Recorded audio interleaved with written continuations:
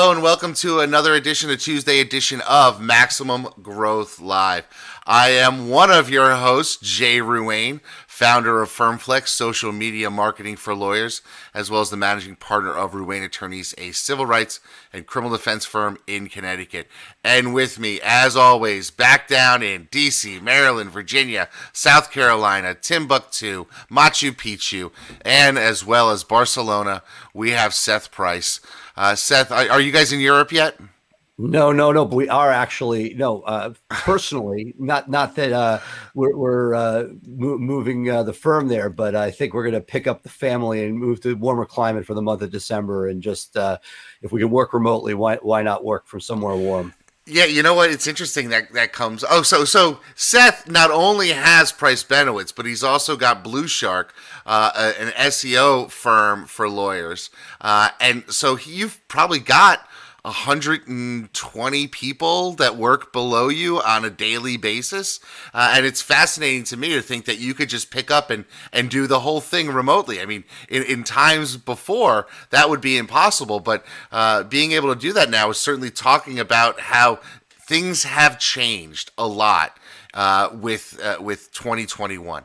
No, and look, Blue Shark, 100% remote. We literally turned the keys back into the landlord and figured we'll deal with it at the other end. It was an open floor plan, and we really, it has been amazing, the productivity we've got and the ability to hire from outside of our geo. We're loving it, and we'll have something. Once people are allowed back in the office, there's no doubt we need space. But right now, if nobody's going there, we've had a spike beyond belief in DC. We've seen, I've seen personally a 5x increase in cases within our work community. Again, not anybody in an office, just random people out there. It's been pretty devastating.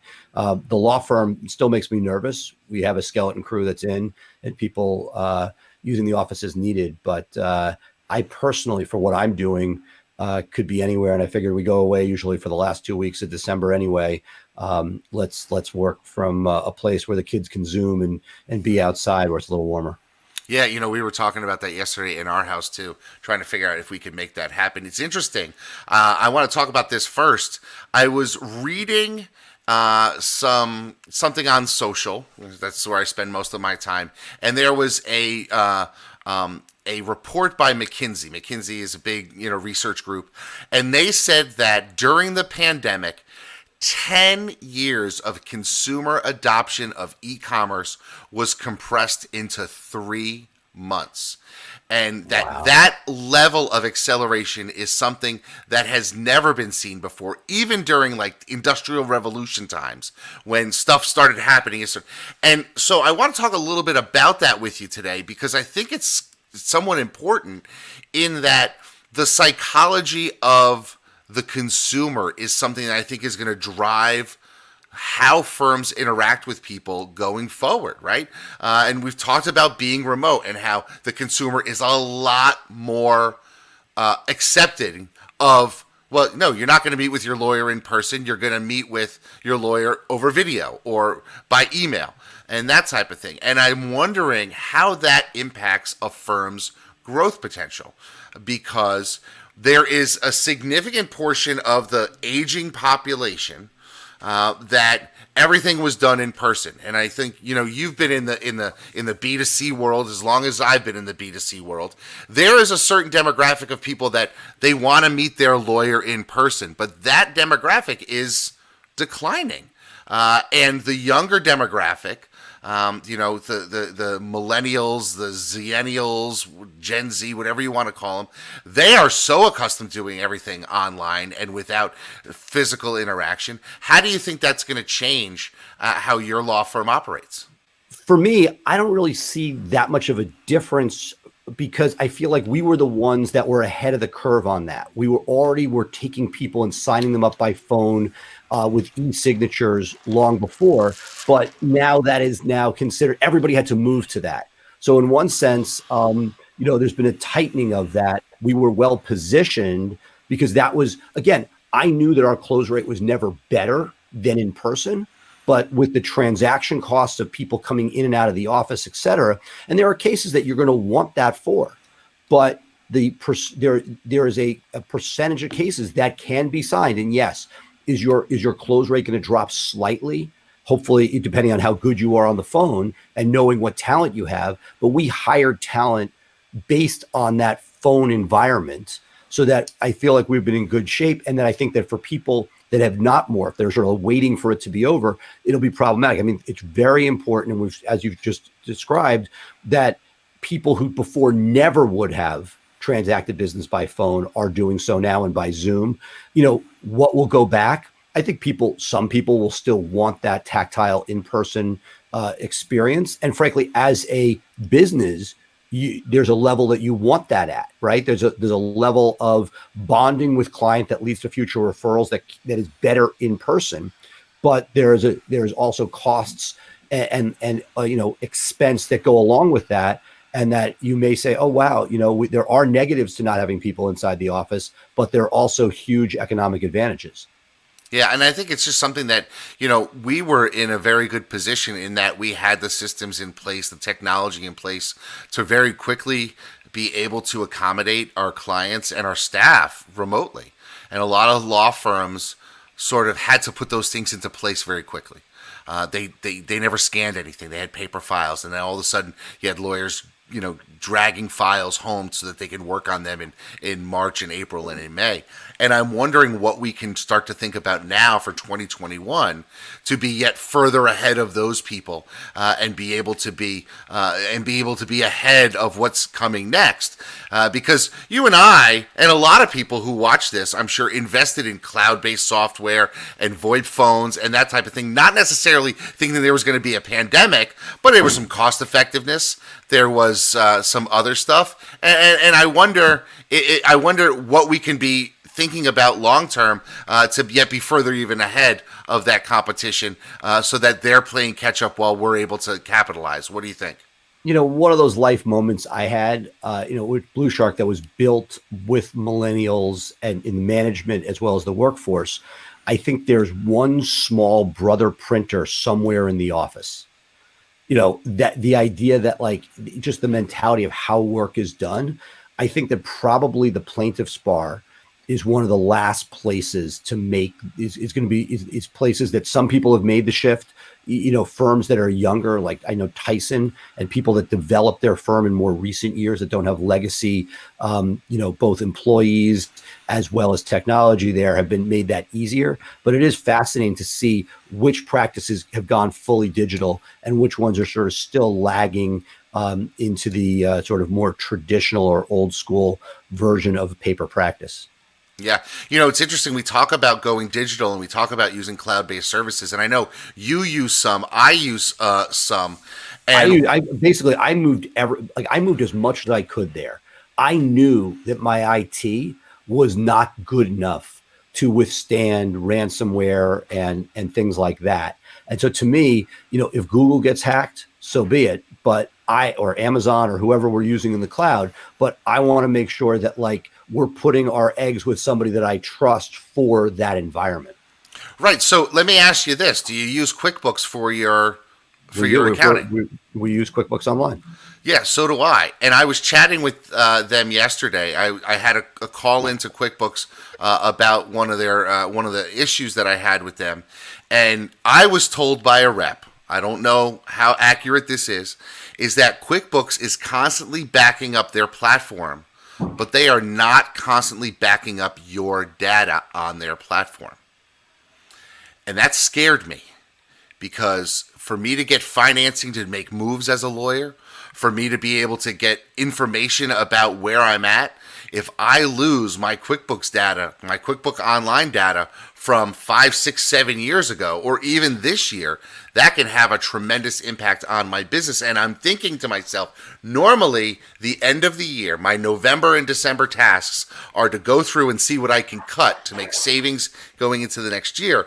This year, I've already done that because of the pandemic. What I'm thinking my November and December tasks are going to be is making sure I've got the belt and suspenders for all of my cloud-based data. Is there a backup service for G Suite?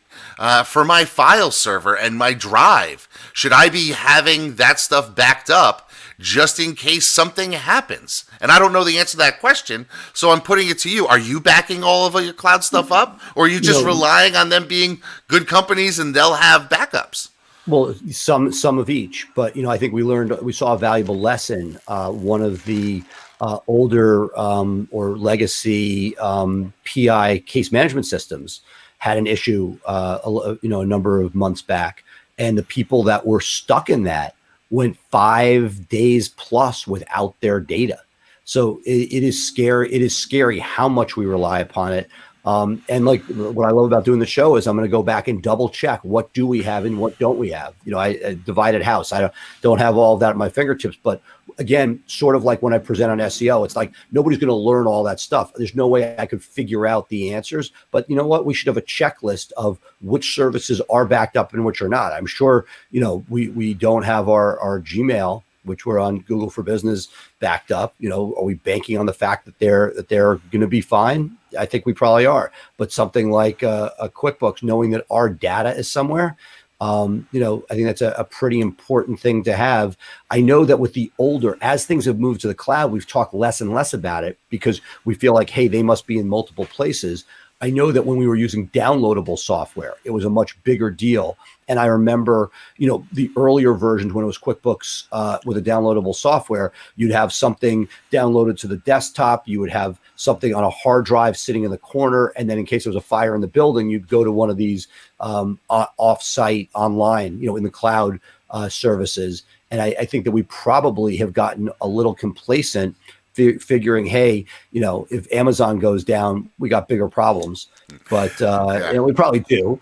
But at the same time, making sure, I was just going through cleaning out a file the other day, and I found like an old, online Rolodex where I had printed out all my phone numbers when I moved from one platform to another. So it was like, 1995.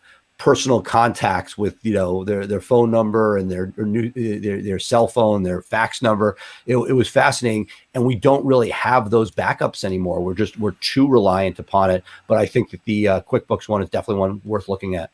Yeah, it's just something that it came to me yesterday. I freaked out about it last night. I printed out everything that I could get my hands on to PDFs and stored it on my Google Drive, but now I'm thinking, well, maybe I need to look into a backup for that. So, hey, folks, if you're out there and you are backing up your cloud-based stuff, why don't you drop a comment down below? Let us know. I found a service that will back up QuickBooks Online, and I'll put a link to it down below. And it's not an affiliate link or anything like that, but I set it up last night. I got an email at 6 o'clock this morning that my first backup was complete, and I wiped off my sweaty brow and thought really good about it. But I want to talk to you about something. And I know we're about to pivot, but I just, as you say that, all great ideas, but then I'm just like, okay, now I have another potential Trojan horse going into my data. So the permutation. Do you remember when Unroll Me came out? The coolest thing ever, and everyone was, oh, this is the greatest thing. And then you thought to yourself, who the hell are these people? Who do we just give access to all of our email to? It every time you take something to help yourself, you're like, is it 2 steps forward, 1 step back? Or are you creating another? And again, one of the reasons I've loved WP Engine, both for Price Benowitz and for Blue Shark clients, is that these guys geek out on it and they prevent you from yourself. I remember not moving to them originally because they wouldn't allow certain widgets. I'm like, those are cool widgets, I want to use them. And they're like, no, we know better. That there's a potential danger there until we're confident. And so is it possible that somebody's going to get malware on a site? And I think we had one the other day for the first time in 5 years. Yeah, I'll take those odds. They got it fixed up and cleaned up. If you're going to bet on somebody, bet on the best. But, I'm now always thinking, is there a risk in bringing somebody else into the equation? Okay, so here's my pivot point on this. I want to talk a little bit about what's been going on with my offshore help because, as you know, I was looking to get somebody to help with the phones, and the business wasn't at a level where I could bring on somebody, here in Connecticut, and we wanted somebody who's bilingual, so we found a staffing agency, and we, just like you predicted, Seth, We had one who has knocked it out of the park, and another who crashed and burned. And it was interesting because the one who we thought was going to be successful didn't, and the one who we weren't as confident in has really crushed it. And you're 1 week in. And we're 1 week in, and we're now 7-8 days in, and we think the one person that has picked it up is going to be able to fly solo at the beginning of next week. Start doing some of the intakes, having been tested and monitored and all that stuff throughout the process. So that's been a really good thing. But it leads me to something that Ryan McKeen pointed out to me in a direct message, was that the state of Connecticut, where we are, has blown through its entire budget of unemployment funds already, and is now borrowing from the feds to be able to pay unemployment claims. And as a result, all employers in Connecticut are going to be basically maxed out on their unemployment rate over the next couple of years. And I can remember when they did this back in 2008, Connecticut's economy got crushed by a lot of the people in the finance sector in New York who went out of business, and there was a lot of unemployment payouts. And so our payroll was taxed at 5.5% for 7.5 years for the unemployment tax. And I'm thinking to myself, I ran the numbers last night, and by offshoring one position, I'm able to pay for that position for 3 months based on my unemployment tax savings that I'm going to have. And it's terrible to say that I need to make those sort of educated and informed decisions, but if I'm a 300 person company that goes out of business in Connecticut, and everybody gets paid out, I'm not paying into unemployment anymore, but the businesses that tighten their belt and figure out a way to survive, they're the ones who get hammered. It's a terrible system in that respect, but that's another reason to maybe offshore one or two people so that you're not paying that additional premium and saving some money. I can only imagine what you would be paying in unemployment tax given your volume of staff. Yeah, and look, one of the things I think a lot of us went through early on, and it's, again, the laws have gotten stricter, but the independent contractor route, that was, can you, and again, a lot of people within our community, our listeners, use contractors for a lot of people. And I've always sort of stayed away from that. I like the idea of having somebody that I own 360, assuming you need that much work. If it's a one-off project, great. But the idea that you have people that you count on, that that aren't, available when they're available, but can give you the stuff when you need it, to me is worth a lot. But I think what you're pointing out is, if we don't look creatively to what's out there, and look, right now, given that for X number of months, there's not a physical office for Blue Shark, right? You start to think sort of big picture. You start to think like, what is a location? Why am I paying taxes here as opposed to Florida where there are no taxes, state taxes? If they're not in a place, what is the nexus to it? It's not like a ball player who's going to the ballpark and they are, they are, paying X number of dollars per game they play in each ballpark around the country. One of those big controversial things that have come up over the last few years. Here, okay, somebody's sitting here. Now the person is on a plane to Colorado. Another guy is working from Florida. Another one is sitting in Utah. It's almost, it reminds me a little bit of the early days with Amazon, where no tax was collected. It was the greatest thing ever. It helped build Amazon to what is. Now we don't care. We pay the taxes. There's no choice. But that was like this huge savings of buying online. It helped build up online. I think that there are similar thoughts to be had, whether it's where people are going to be placed or where you're taking profits, things like that. That, again, there are a lot of things that are put in place to prevent that, where where you are, where your kids are in school, et cetera. But as just like we are, one generation, somebody else starting a business right now might have different perspectives on how they set it up and where they plant themselves to do so. Yeah, it's always about being creative when you're running a business. And one of the things that, we're coming up as we end the year is renewing health insurance for our team, for our staff, for ourselves, and the people who need to have health insurance because of where we are in this country. You've actually had a really interesting experience with health insurance recently. Interesting is one way of calling it. Yeah. So why don't you tell everybody what's going on with your firm's health insurance? Yeah, And no, then I'll we get into saw mine. this crazy renewal quote. Now, again, there's a world in less than 50 employees and there's a world of over. And, we held on to stay under as long as possible strategically. But once you're over, you're over. And there's a mid-market, which is just miserable. You're not big enough to be the big guys and you're not small enough to get the smaller ones where you get a pretty standardized pricing. And we got a increase that was between 80 and 90% for the year. Craziness. In a year when nobody's going to the doctor.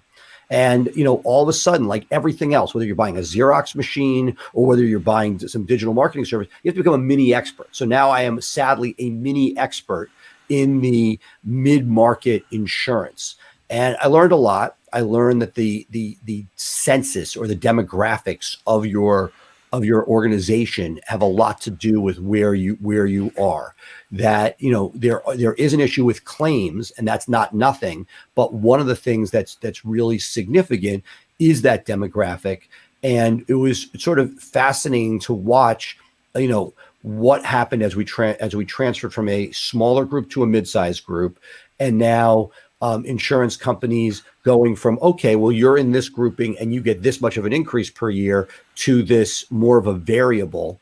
And it went from like we had a perfectly fine sort of insurance broker. Two things. One, we said, you know what, we may need somebody more aggressive, not just like a nice person who can check off forms, that it's no longer a widget. You need somebody who's really fighting for and negotiating on your behalf, which is, believe it or not their skill set. They talk about it, but the agency we had talked about being a repeat player and not wanting to anger the other side. And I'm like, no, we're fighting for our lives. This isn't, you're talking about doubling our health insurance premiums. That's bad for us. It's bad for employees that have some sort of copay. It's just bad all around. So over a lot of negotiation, got the increase down to the 20s. And, It's still a lot, man. No, but meaning, you're used to getting maybe a 7% increase a year, not so crazy. And with some sort of shifts in plan, like it won't be catastrophic. And you know what? There are times, and we've had this before, where a bill hadn't gone up over the course of years. And then somebody looks at it and your bill goes way, way up and there's not much you can do about it. I feel like we're in one of those situations where we probably were underpaying for a number of years. And that, it caught up to us. That said, when you're in that battle for your business life, you really want somebody in your corner. The thing that I also recognize, which I never thought of before, was that at least in the mid-market, I'm not sure how much you can do this in the smaller firm market. There's a commission on it, which there needs to be. That's how people make their money. And it appears that it can be anywhere from 3 to 5.5%, at least in our market. And that just by pushing, we had it down to 3%, which is now the standard. And frankly, it's one thing if somebody's doing a new policy for you and they're doing all this work. But what bothers me about insurance is the renewal, if you're not changing anything, is almost no work for them. Why are you paying anything other than the baseline minimum? Because they're not doing anything. Right. And so I'm very excited to have found a more aggressive group that sort of that's philosophy was more like mine, which is you fight like hell. You don't, I was dealing with an old group that seemed fine, but was literally tipping their hat to our cards, telling people like, hey, this happened, where all they had to do was be silent. And I felt like weren't my advocate because they were more concerned about their relationship with the insurance carriers than they were with representing our needs, which happens all the time. When you look at a marketing group that represents 20 people in a market, how can they represent any one particular? If you're doing bidding for 20 people in a market, who gets the top bid? Who's, they bidding? Do they have different employees bidding against it? Like, how does that work?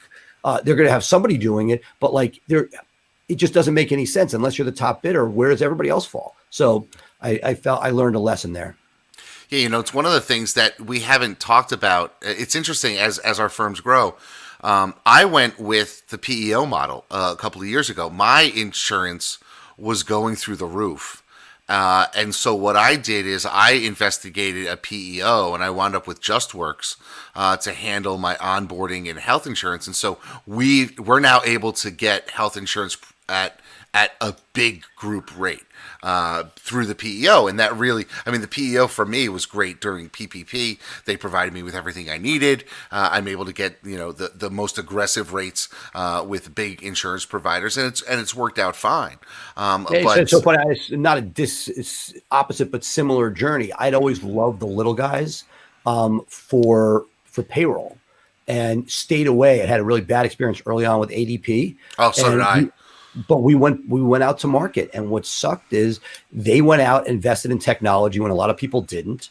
And I think the market sort of pushed them back because a lot of people were looking at different smaller players. But we tried a local guy who was a friend of a friend and a great guy, and it just didn't have the technology, didn't have the people in house that there was an advantage. So as we grew, I hated the idea of it. I actually probably, that to me, they were what was wrong with a lot of stuff, but they ended up with the technology we needed at a price that was fair.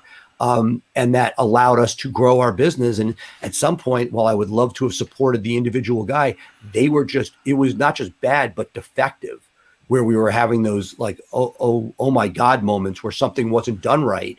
And premiums weren't being sent to the right places and things like that. I'm like, I can't live like that. I need to know that there's a bucket of money that can be sued if something goes wrong.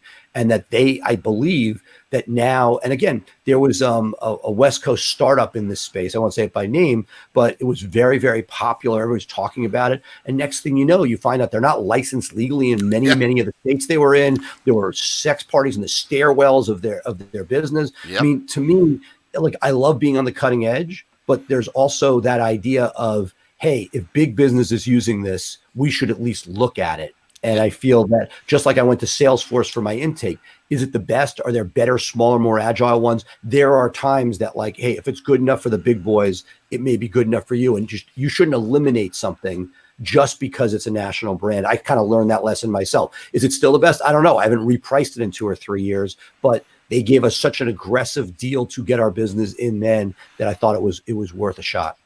Yeah, and that leads me to my next point that I want to talk to you about. When's the last time you shopped your credit card rates?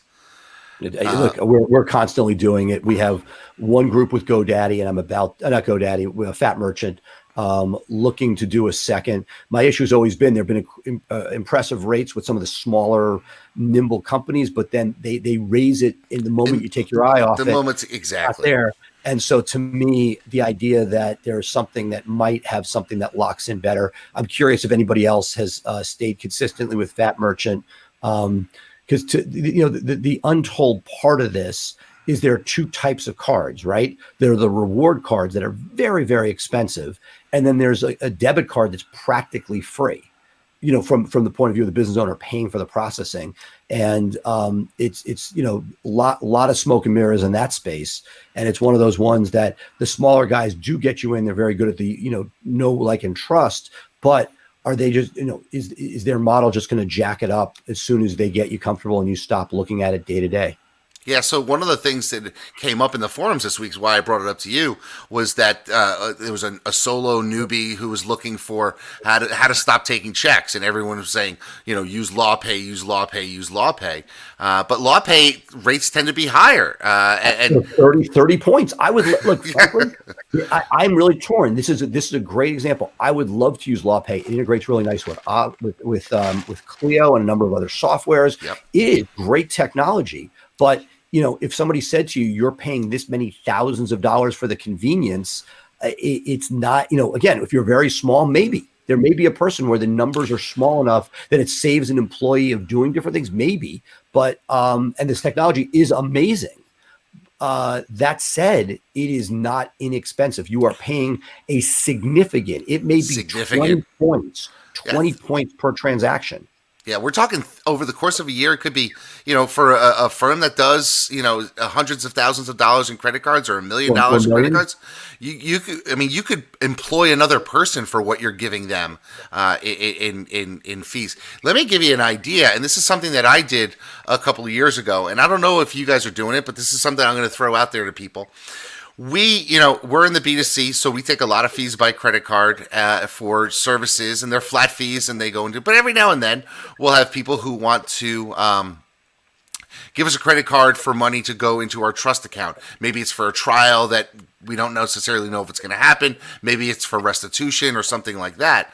And so what we did is we actually set up two different credit card processors. So we have our very aggressive local bank that I worked and got aggressive with and got a good fee. The funny backstory. I could give you flack on that one, but we'll talk about that in a second. Yeah.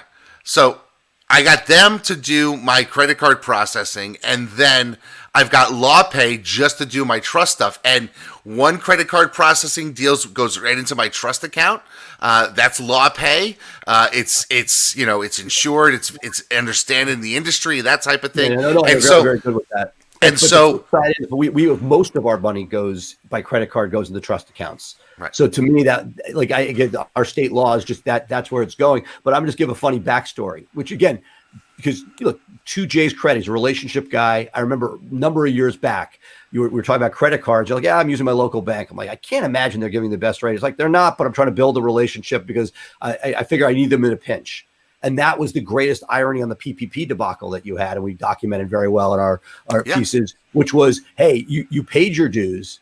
And even with that, so again, I jest, but I think it's still great to have a relationship with a local bank. It comes in, it worked well for us during PPP and beyond, and has been worked well for mortgages and things like that. But it does show you that even though you did the right thing, it doesn't always come back the right way. Absolutely, there's no. You can't get to the top of Mount Everest by starting at the top. It's a climb, and you got to climb by putting one foot in front of the other, and that's really what it comes down to with all of us here.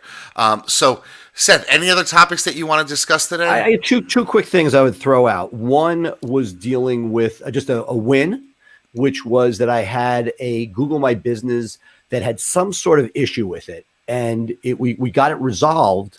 But it went from being dominant in the 3-pack in a competitive market to really not being there. And for weeks, we sort of, we worked on it.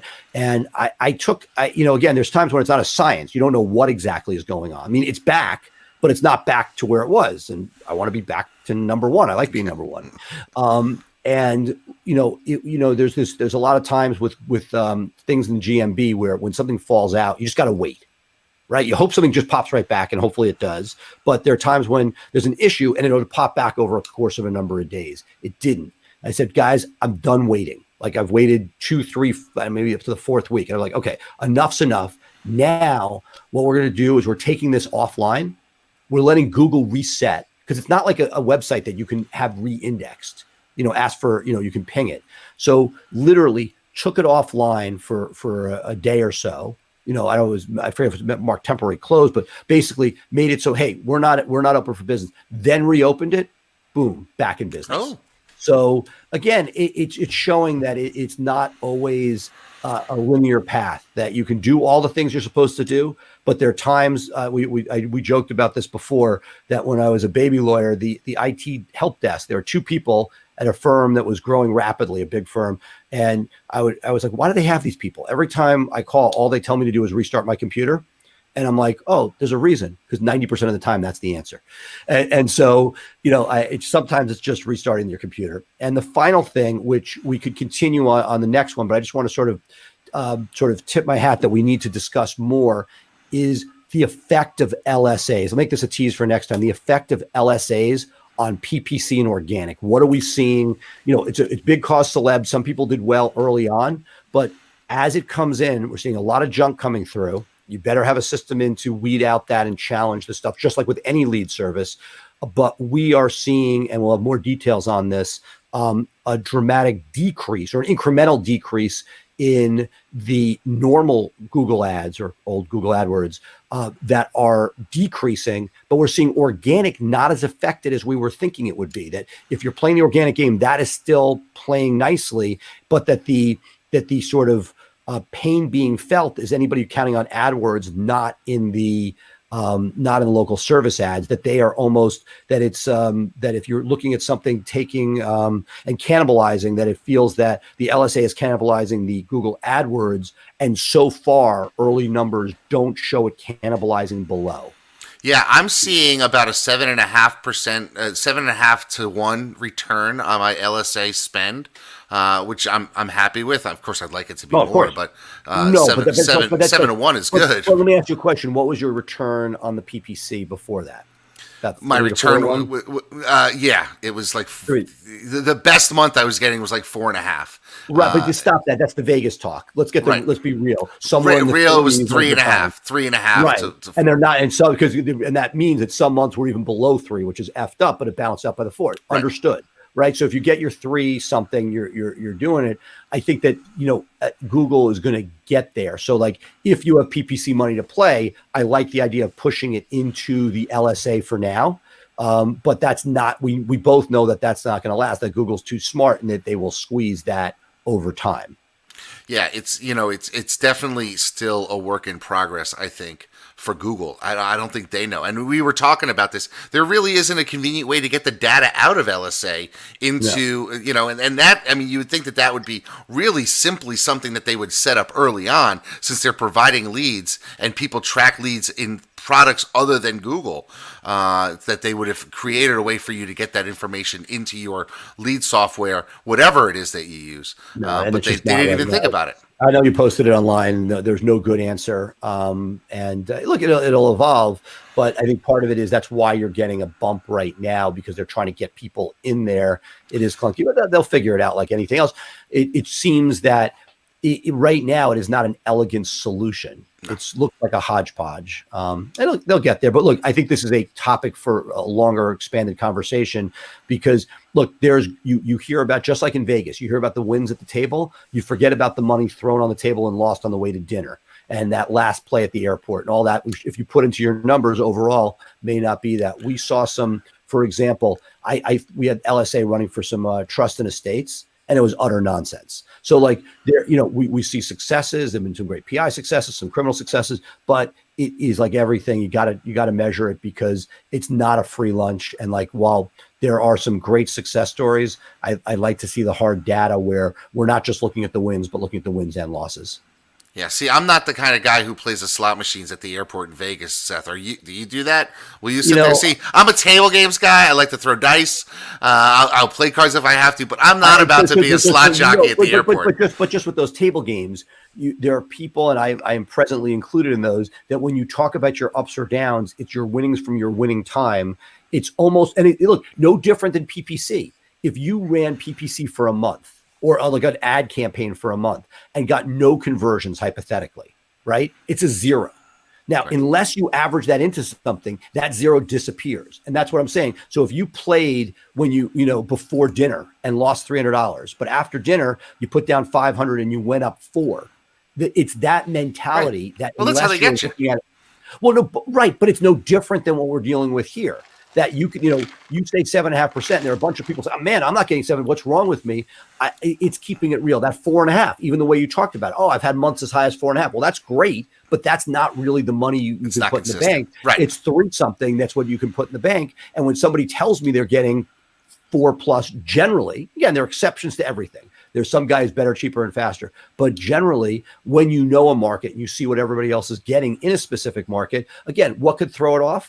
When you land a big federal case or a big criminal, homicide case, but the general criminal widget is pretty monetized. And I think one of the reasons that I think that I've liked what we've seen with Google of late was that as Avo was not giving us the ROI. I remember you were one of the first people to say, hey, I'm turning off Avo. Let's see what happens. We took our tens of thousands of dollars and put that towards Google ads. It was really interesting. Again, not a free lunch there either. It's not like we're getting 5 to 1, 6 to 1, but when we had the inconsistency from these other platforms, and that was the problem. It was those goose eggs averaged into everything else, made it like I had 8 different campaigns, let's say, and 3 were goose eggs on an Avo. Okay, well, then you can't look at it for the month, looking for the quarter, by the year, because unless you put those zeros in, it's really misleading. Yeah. Okay, so what we're going to do now is we're going to bring in Ryan. Ryan will talk about another great book. This book is called Daring Greatly by Brene Brown, and I actually love her TED Talk. I haven't read this book, so I'm looking forward to what Ryan has to say about it. I actually use her presentation. There's a short video of her on empathy as part of my training of new staff and new lawyers when they come into the office, and it's part of the video series that we have them watch. So I'm really interested to see what it is. So why don't we take a quick break? We'll hear from our sponsors. As always, we are sponsored by Maximum Lawyer Media. You can find us on the Maximum Lawyer podcast. You can find us on our own standalone podcast or anywhere that you find your podcasts of choice. But let's take a quick break. Well, and then when we come back, we'll get right into Ryan's latest book review with a book by Brene Brown. We'll be right back.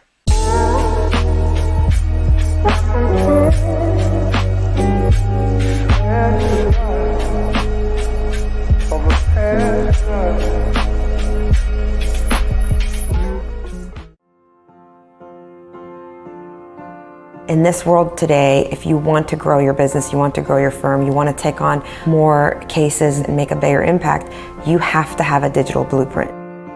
Statistically, throughout the time that we've been working with Blue Shark Digital, our law firm, the Atlanta Divorce Law Group, grew over 1,400%. They truly understand where we're headed and how we want to get there. I have a team in Blue Shark Digital that I feel like has my back.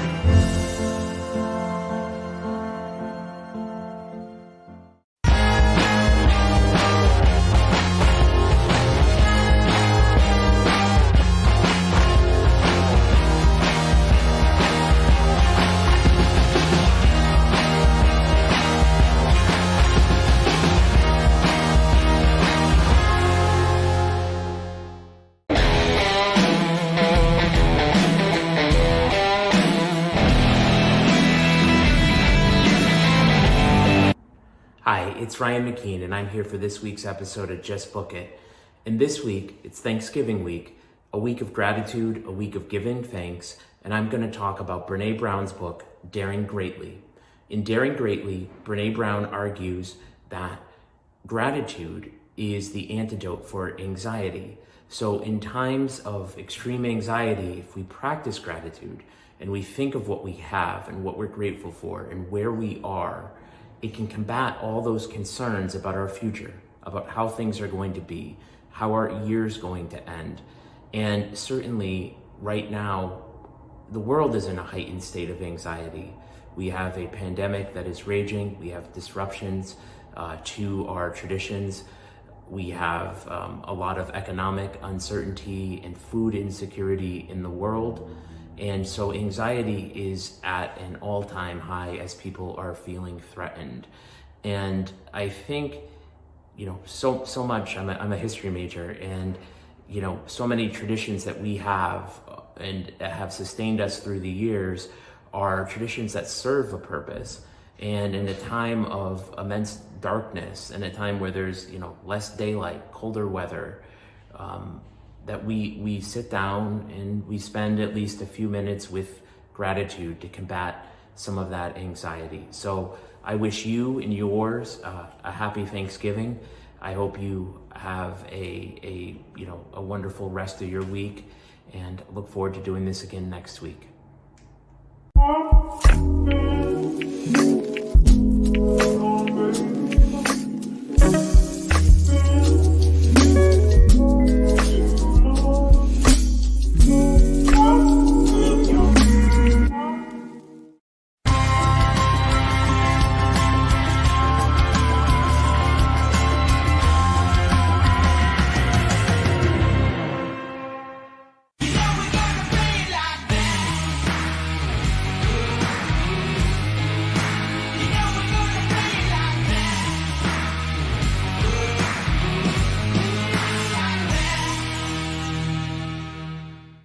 All right, Seth, great book by Ryan, and that is going to be it for us live this week. On Thursday, I'm going to be celebrating Thanksgiving. I'm thankful to be able to do this show with you.